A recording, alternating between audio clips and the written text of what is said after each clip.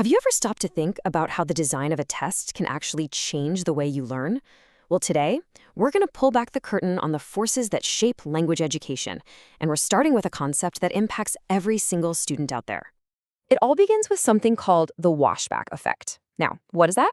It's this idea that the test itself has a huge and often unseen effect on what really goes on in the classroom. So let's break it down.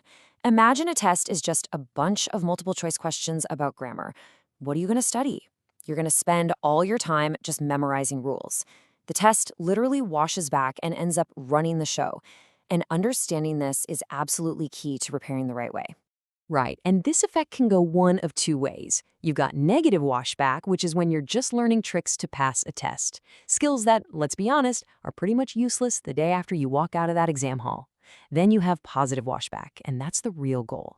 This is when the test actually pushes you to build genuine, transferable skills, things you'll use for the rest of your life. So, how do we make sure we get that positive effect? Well, the whole focus shifts. It's all about skills you can use in the real world. We're not just stuffing your head with knowledge, we're building your competence. What you can actually do with the language. This whole approach helps you become an independent learner, someone who can just keep on growing long after the course is finished. And this is really our North Star, and you can see it summarized here in Vietnamese too.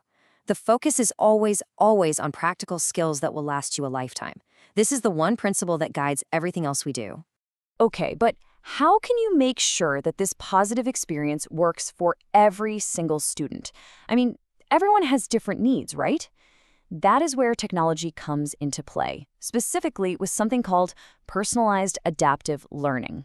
So, what if your learning materials could literally adapt to you as you work? That's adaptive learning in a nutshell.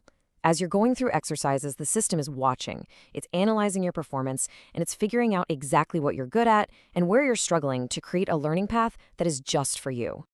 You can think of it as this constant loop. You do a task, the system chews on the data and figures out how you did, and then boom, it gives you exactly what you need to work on next.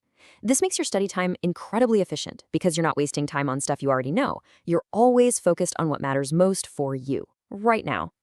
And this isn't some brand new idea, it's a solid strategy. As the Cambridge Guide to TESOL points out, the whole point is to constantly adjust the difficulty.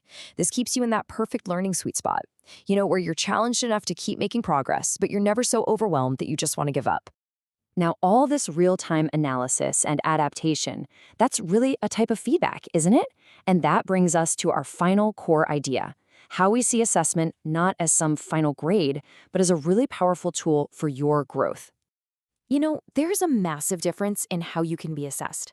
Summative assessment is like the final score of a game. It just tells you if you won or lost. It's an assessment of learning. But what we really care about is formative assessment.